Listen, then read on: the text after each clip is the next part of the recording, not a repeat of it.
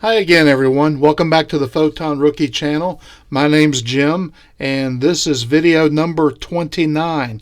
Today we're going to process a mega stacked image of the Horsehead Nebula IC434. This image will consist of 30,421 10-second subs, about half from the Seestar S30 and half from the Seestar S50, combined together and processed in one batch. As you can see on this screen, it took 54 hours, 30 minutes, and 53 seconds to complete the stacking process. I used an external hard drive, which slowed the process down a little bit. And on this next screen, you can see we got 30,421 total exported for stacking. So this should produce a really good image. We're going to go ahead and start in Siril now. Okay, here we are in Siril, and there is the linear image of IC434, the Horsehead Nebula, and the Flame Nebula. 30,421 10-second fit files, all stacked together in one batch in that image. So let's do an auto stretch on it and take a look at it. We'll come down here to this linear button, click that, and select auto stretch. And there's the image we'll be working with. Looks like it should turn out really good. All kinds of data in there, and there should be. So the first thing we're going to do is we're going to come up to image processing, and we're going to come down to remove green noise and click on that. Hit apply, and the green noise was removed. Most of that green noise was introduced to the image by using the filter that's recommended for imaging nebulae. More than half, probably about 75% of the fit files, I did not use the filter for this image, even though it recommends you do so. The reason I did that is I'm thinking that it would help bring out some of this darker nebulosity that's kind of difficult to see. So it's kind of an experiment I did, and I've seen success with it in other images and the other times that I've actually processed the Horsehead. So you make sure you hit apply and close, and you want to save that result. Okay, the next thing we'll do is we'll do a color calibration. We come back up here to image processing, come down to color calibration, and you want to choose photometric color calibration. So what this will do is it will apply what is supposedly the natural color, or the most accepted color for this image.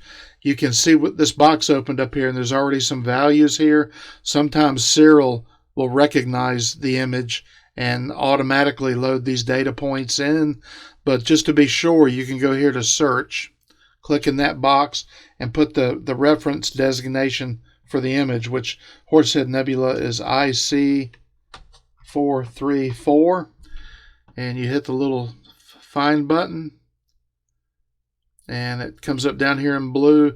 And as you can see, the data points didn't change. They were the same as before, so it was already loaded in. But in case it's not, you can manually get them loaded in. So we're going to go ahead and hit OK. When I hit this, you'll notice the color change to what the supposed natural color for the object is supposed to be. So here we go. There we go. Yeah, kind of gave it a little bit more of a copperish tone to it. So we'll close this, and again, you want to save your result. All right, next thing we're going to do is we're going to come down to the auto stretch and put this back in linear. And now we're going to remove the stars. We come up to image processing, come down to star processing, choose StarNet star removal. Make sure you hit the pre-stretch linear image box and the upsample box, and hit execute, and it takes a moment for StarNet to remove the stars from the image. Okay, it's just about done removing the stars. And there we go. If you want to, you can come back down here to this linear button and do an auto stretch and look at your object with the stars removed. Of course, the halos from the bright stars were carried forward with the image, but you can see all the stars are out of the image now. So as we work on the nebula, we won't affect our stars. So that looks pretty good. So let's go back over here and go back to linear. You want to save that result, and I want to take this and upload it as a TIFF folder, or as a TIFF file. So you select TIFF, and I'm going to put it in my TIFF folder on my desktop and save it there. You have to hit save twice. So anytime I work on an image outside of Siril, I change it to a TIFF folder. It just makes it easier. You don't have to remember what takes TIFF or what takes fit or whatever. I just save it as a TIFF folder, and then when I bring it back to Siril, I turn it back into a FITS file. So that's what we did there. So the next thing we want to do is we want to open up the star mask, which are the stars that we removed from the image, and we're going to go ahead and stretch them now. So we come up here to image processing, come down to generalized hyperbolic stretch transformations. Under type of stretch, we want to choose modified arcsine transform. Under color stretch model, I always like to use humid weighted luminance. It seems to just work better for me. And with stars, I usually just stretch them on up to about 7.5 or so. Somewhere around about there. I hit apply, close, save, and now we're going to upload this as a TIFF file into the TIFF folder. Come down here to supported image files, click on that, choose TIFF. It just turned it into a TIFF file, and then we're going to put it in our TIFF folder on the desktop along with the starless image we put there earlier. All right, now we can minimize Siril for now. We'll come back to it later, and we're going to open GraXpert. So GraXpert is a great free tool to use for background extraction and noise reduction. So the first thing we need to do is we need to load the image. We're going to load our starless image in, and GraXpert will automatically do a partial stretch on it so you can see the image. So we don't want to crop it because we've removed the stars. If you try to crop this thing after you've removed the stars, you won't be able to put the stars back into it later because there'll be a different size image. So leave the cropping for later. We skip over that. So we'll go to background extraction. I'm going to go ahead and do a background extraction of 1.0. You just click this green button, calculate background, and it did. So we can look at the background and see what it took out. Looks like it took out some light gradients, maybe some moonlight here, and then you've got these lines that look like topographical maps again, these swirls. It took that out of the image. So we go back to the gradient corrected image, and now we'll do some noise reduction on it. We're going to come down here to denoising. I'll do denoising at about 0.5, and we'll click denoise image, and GraXpert will denoise the image. It takes a little bit longer than it did to do the background extraction. All right, just about done. There we go. Next thing we'll do is we'll save the image. Hit save processed, and what it does, it saves it back into the TIFF folder right there. All right, we can go ahead and close GraXpert. Now let's open Gimp up. Okay, with Gimp, we're going to open up our starless image, and we're going to turn it back into a FITS file and put it back in Siril so we can stretch it. So here's how we do that. We come up to File, Open, go to Desktop,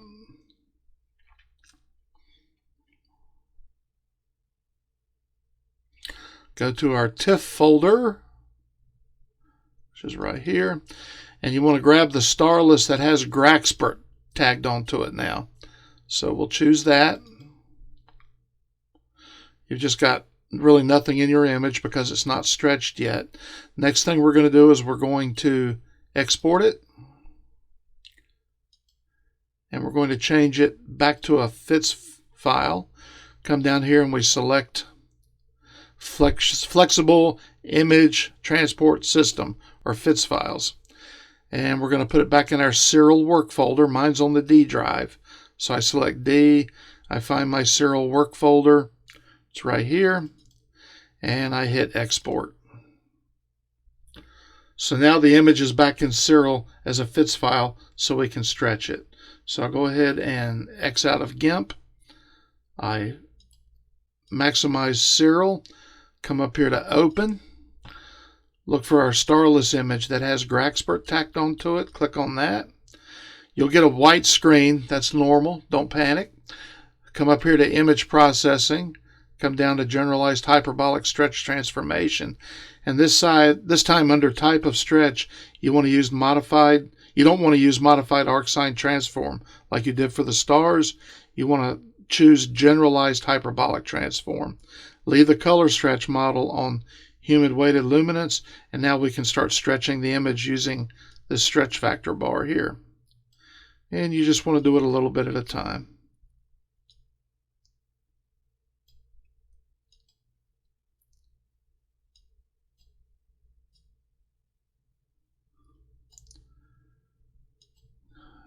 See the image stretching out nicely there.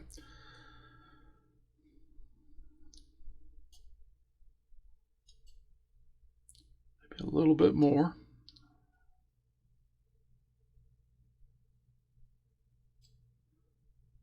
Okay, so as we've talked about previously, all the data for your image is in this spike. Everything to the left of it's a dead zone.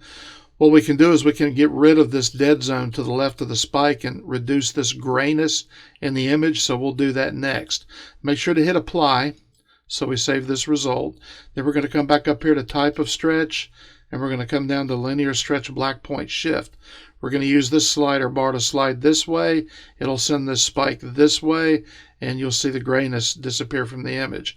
As we do that, make sure this clip percentage down here stays at 0. If you have any other value than 0 there, that means you're clipping into the data of your image. So we want to avoid that. So I'll go ahead and move this. That spike goes to the left. And we're already starting to clip our image a little bit down here. We're not clipping it too much, but I can back it off a little bit using this fine tune here. There it is. And get rid of that, make it a 0.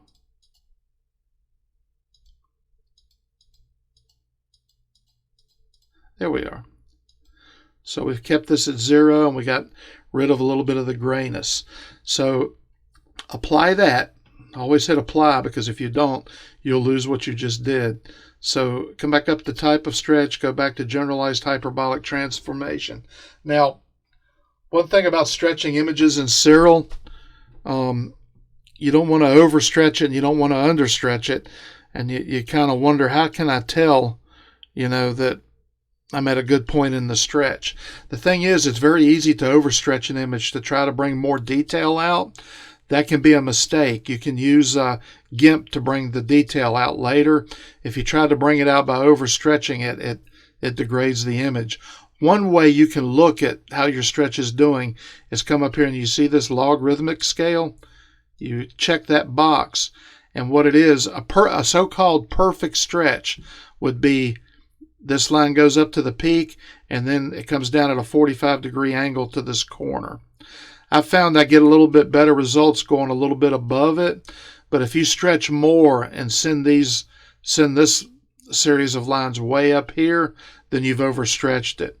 I may possibly have it slightly overstretched here. You can fix that by coming up here to type of stretch, coming down to inverse generalized hyperbolic transform.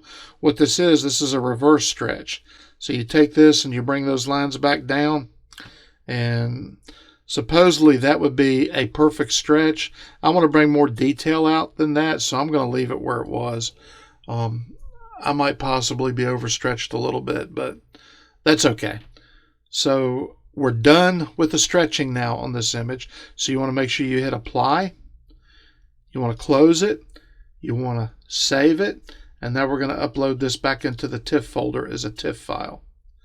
Come down here to supported image files, choose TIFF, go to desktop, choose your TIFF folder, and save. You hit save twice. All right, now we can minimize Siril again. And let's go to our TIFF folder here on the desktop and actually open it and do a little housekeeping. This starless image can be deleted now. Here's the image we just stretched in Siril. We want to keep that. That's our working image now. And we have another starless image here we can get rid of. Just delete it. So now we have our starless image and our star mask. So we can close the TIFF folder. And now we're going to open up Gimp again.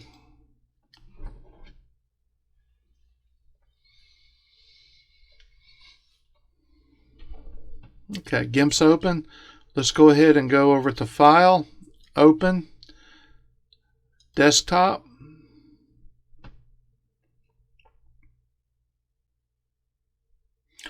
Scroll down, find our TIFF folder. And we want to open the starless image up. When this box comes up, I always just hit Keep. And there's the image. Let's go ahead and expand that a little bit. Come up here to View, come down to Zoom, and Fit Image in Window. Okay, let's see what we can do to improve this image. First thing we want to do is come up to Colors, and let's look at the saturation. I kind of like the saturation the way it is. Remember, we sent it through photometric color calibration earlier, so that should be the correct color there. But you can use this scale under saturation. Of course, you can increase the saturation, but I found when you do, you start washing out the detail in the clouds when you start bringing the color up too much. And of course, if you go back in the other direction, it turns into a black and white image, which looks kind of cool. So let's reset it and go back to the center and take it up just a tiny bit. Yeah, let me reset it where it was. I think we're good where we are. I think that looks really nice as far as color saturation right there. So we're gonna keep that, and I'm gonna cancel the color saturation. Let's go back up to colors again and come down to shadows, highlights, and choose that. Now this is using the shadows can really help bring out dark nebula, and we have a lot of it in this image. You can barely see it. So as I come up here and grab this shadow slider and move it to the right, it should bring that dark nebula out, but it also starts to bring noise out. So you have to find a happy balance there. So as we slide this to the right, if we go way right, yeah, you can see all kinds of structure in the nebula there, but that's too much. Let's reset it and bring it up a little bit. So I'm thinking probably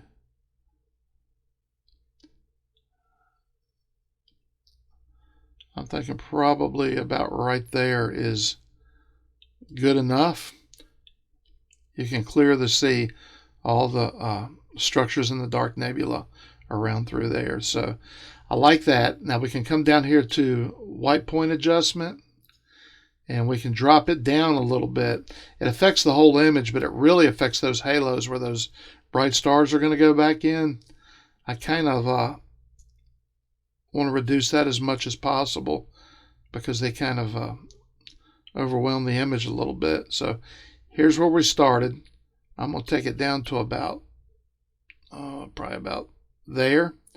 And I'm going to come back up to shadows and see if I can bring shadows up a little bit more, and I can. There we go. All right, that's not bad looking. I'll hit OK on that. Okay, the next thing we're going to do is we're going to do a little sharpening and a little bit of noise reduction. So we're going to come over here to Filters, select that. We're going to come down to Enhance, and we're going to come over here and go down to Sharpen. As soon as I click Sharpen, Gimp will sharpen the image automatically. So you'll see it as soon as I hit this. So it did. It sharpened it a tiny bit.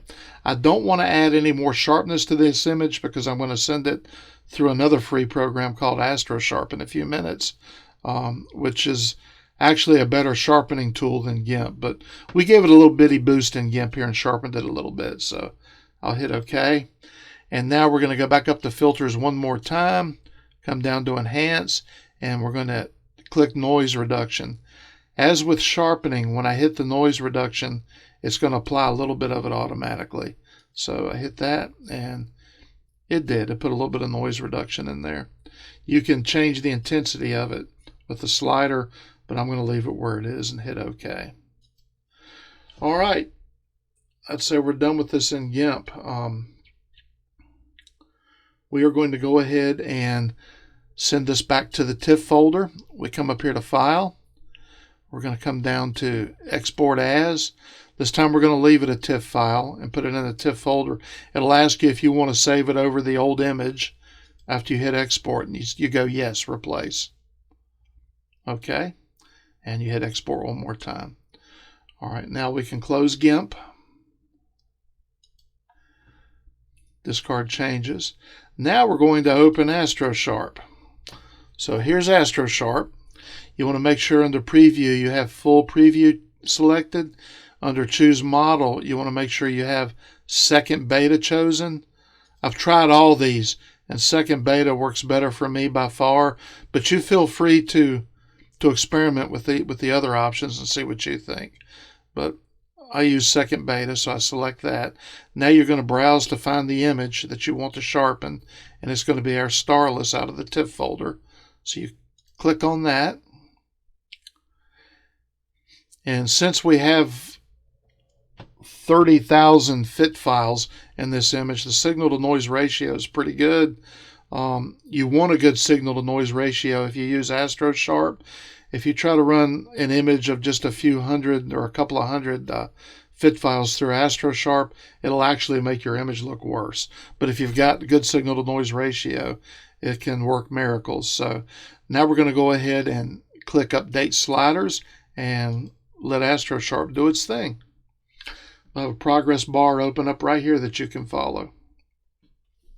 Okay, our results should be loading up, and there it is. So let's go ahead and download our processed file back into the TIFF folder. Hit Save. Now we can close Astrosharp for now. Let's open the TIFF folder up and have a look at our result. So Astrosharp named the image processed, so it's right here.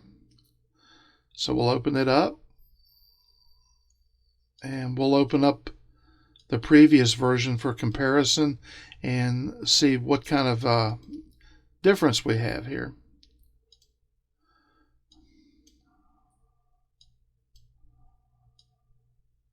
Okay.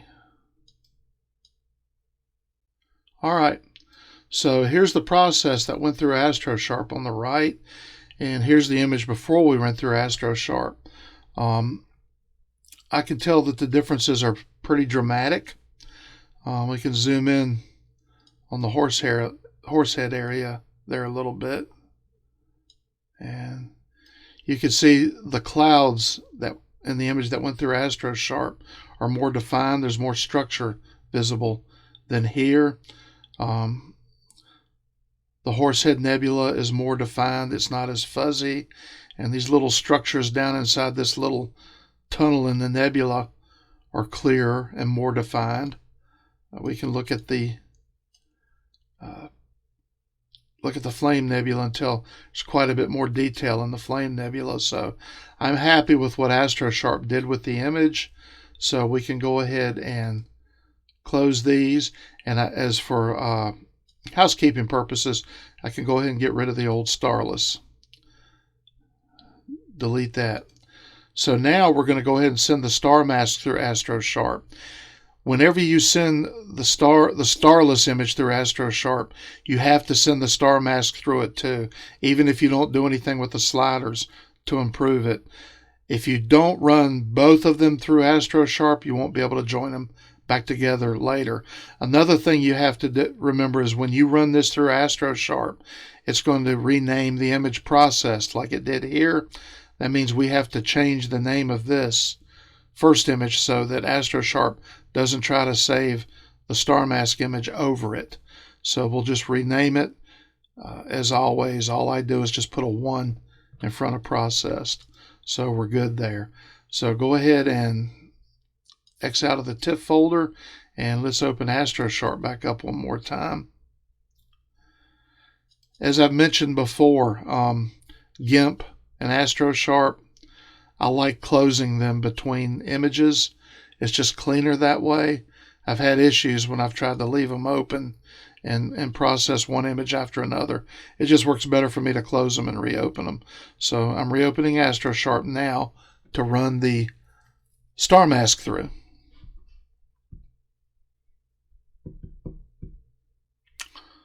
Click that. Astrosharp is open. Remember, you want to click full image.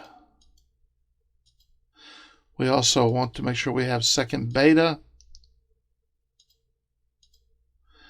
And we'll browse to get our star mask right here out of the TIFF folder.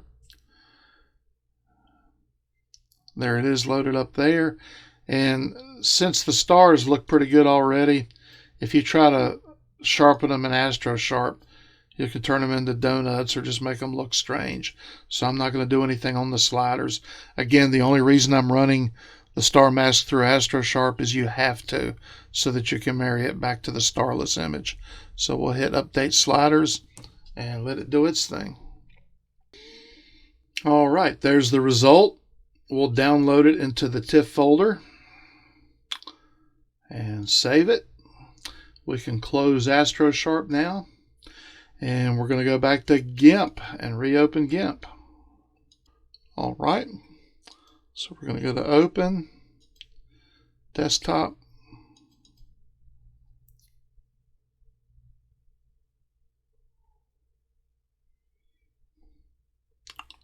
TIFF folder.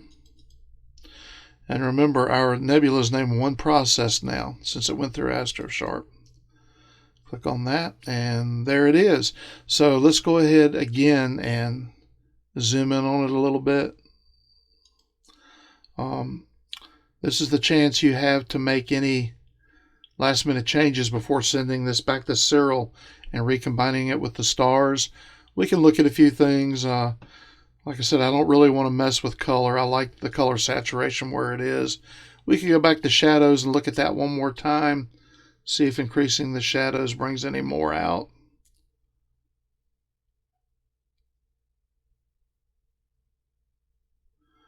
Maybe a little bit more of the shadows there.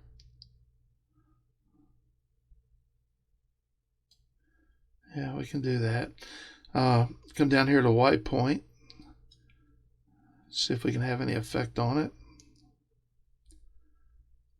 Yeah, we can drop the glare of those star halos down a little bit. So we'll click OK on that.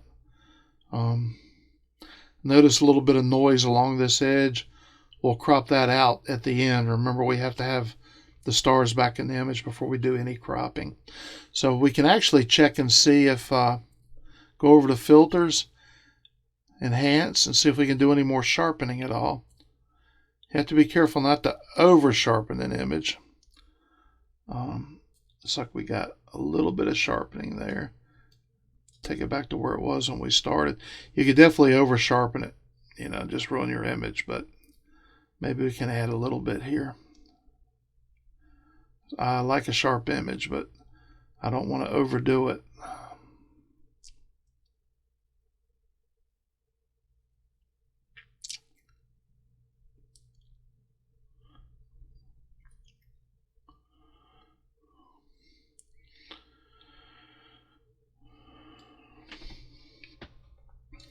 Okay. I think that looks pretty good. I'm not really going to do any noise reduction. I think it looks good. I'll come back over to colors one more time and let me look at saturation. I'm just wondering if I could... You see here in this part of the nebula, these tendrils and the clouds. I'm wondering if taking the color down a little bit will expose those a little bit better.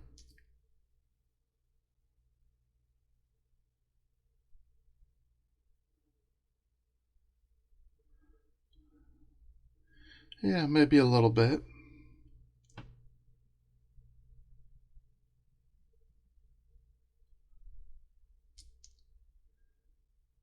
Yeah. Yeah, some of you may prefer the real vibrant colors. I tend more toward the muted side a little bit because it seems like you can see structures better than you can when you have really super vibrant colors. So we'll go ahead and go with that. Like I say, it's just personal preference. There's a million ways to process these images correctly. It's just all up to what you like. I really like this, and I think we're ready to send this back to Siril. So the way we do that is we come up here to File and come down to Export As. We're going to change it back into a FITS file here. I'm going to go to the D drive because that's where my Siril work folder is. And hit Export. Voila. All right, it's back in Siril. Let's open it back up, and we'll do the same thing for our star mask.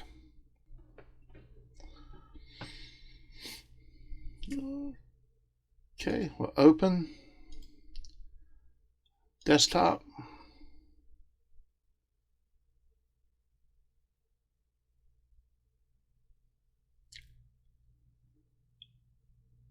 TIFF. And it's not star mask you want to use. Remember, it's processed now because we ran it through Astrosharp. That's what it named it.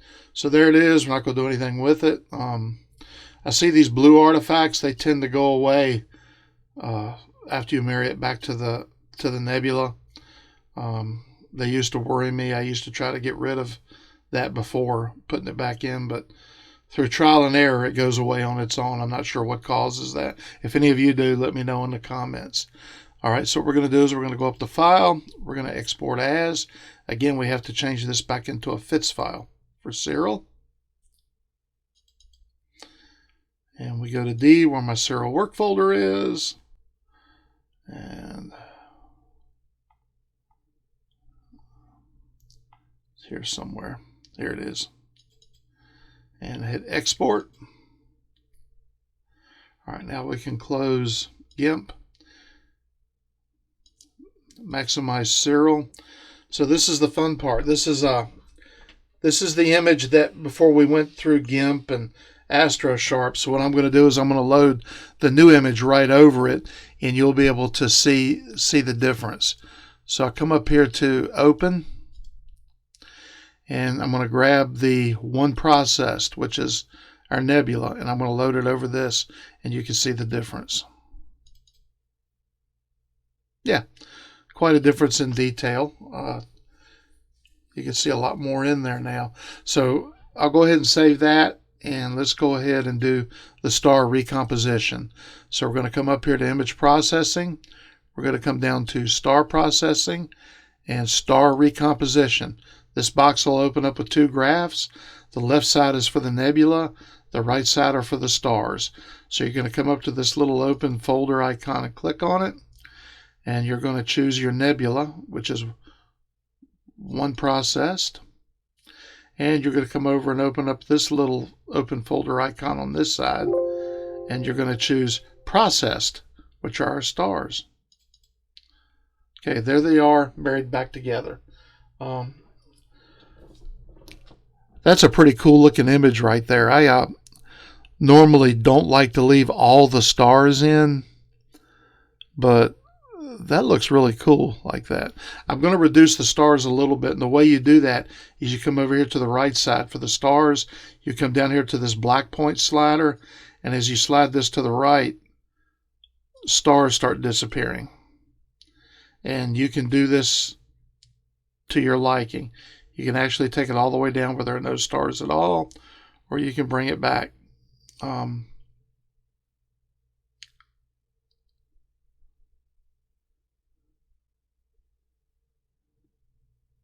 this case, I'm kind of liking all those stars.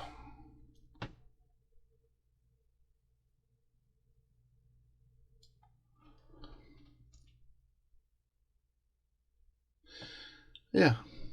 I kind of like it right there. So you'll hit Apply. That locks your stars in. Now you can still do some manipulation on the Nebula without affecting the stars by, you can stretch it a little more if you want to, and you can try that here.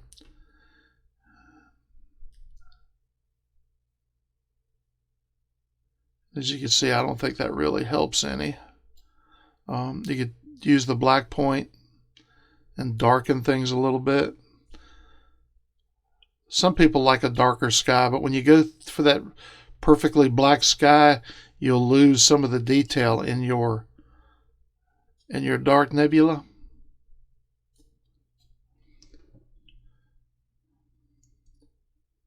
Added just a little bit of black point there.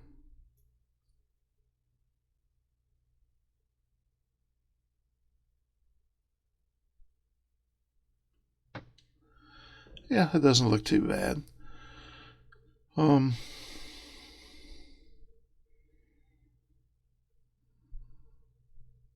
Okay, I'm gonna apply that. Apply and close. All right, so now we're done in Siril with this image. We can go ahead and crop it now. There's a bit of a ragged edge here.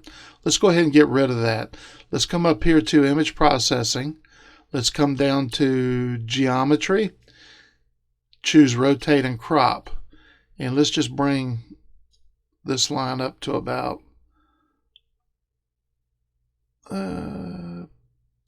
there. Hit apply, and voila, our ragged edge is gone.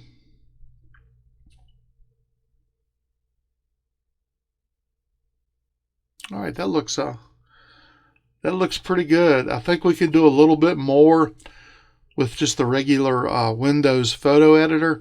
So let's go ahead and do that now. Let's go ahead and, of course, make sure you hit apply, close, and I'm going to go ahead and save this final image in our TIFF folder just so we can go work on it. So I'm going to upload it, but I'm going to upload it as a PNG file. I normally upload all my finished images as a PNG format. I like it better than JPEG because it holds a lot more information than JPEG images do. It just looks better. But keep in mind the downside to that is it's going to take more room on your hard drive. There's about 4 times more information in a PNG than there is in a JPEG. But I just like to save my images that way, just to maintain as much of the richness and detail as possible. Okay, so we're just going to save this in the TIFF folder. So save it. All right, let's go ahead and X out of Siril, and let's go to our TIFF folder.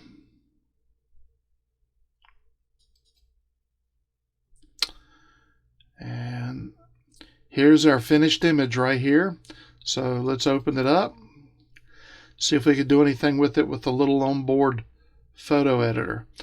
Let's go ahead and yeah, we'll go ahead and put it in landscape mode. I'm not a big fan of that portrait mode. Okay, so we can go ahead and click the edit button here. This is just my onboard Windows photo editor. It might not be exactly like the one on your computer, but they're all pretty close. So we'll come up under adjustment, and there are several things we can do. I still have a little bit of raggedness in the edges from field rotation because I'm still doing Alt as. I haven't done EQ yet, although I'll be getting into that. So you can use Vignette a little bit to kind of soften those corners up a little bit like that. They even have a shadows button here. We could try it to see if we can bring more detail out. And yeah, actually we can. It also increases the noise a little bit. Yeah, I like it about right there. Brightness and exposure I'm not going to mess with. Contrast sometimes helps a little bit. I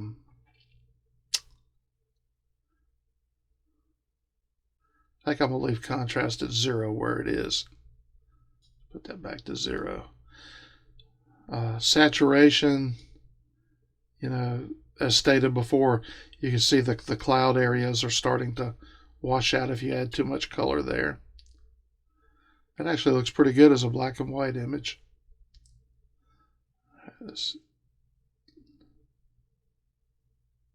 Yeah, I'm going to leave saturation alone.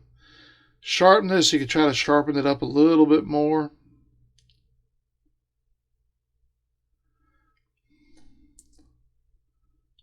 Of course, we can also overdo it. I had just a tiny bit of sharpness there. Okay, I guess I'm going to call that finished. Again, this is the S30, Seestar S30 field of view. There are approximately 15,000 fit files from the S30 and 15,000 fit files from the S50 that were combined together and stacked in one batch. When you do that, keep in mind that your image will default to the S30 field of view. So this didn't come out too bad. I'm happy with it. I hope you like it. We could probably go through it again 10 more times and come up with 10 different results, but that's that looks pretty good to me. I'm happy with it. All right. Leave your comments and constructive criticisms down below. I've learned a lot from my subscribers. I've probably learned more from you folks than you have from me, and I really appreciate it. We're moving into the season where the Horsehead Nebula is not going to really be a viable target, but we got some new targets coming into view that I'm excited about. I'm also taking the telescopes up into the Rocky Mountains in June looking for some Bortle 1 skies, so I hope to get some really good images for you from there. May add some scenery videos to that too while I'm out there with the telescopes, just to share the Colorado wilderness with you folks. Okay, this is Photon Rookie. My name's Jim, and I appreciate you watching, and please like and subscribe if you like my videos, and we'll see you on the next video. Thank you.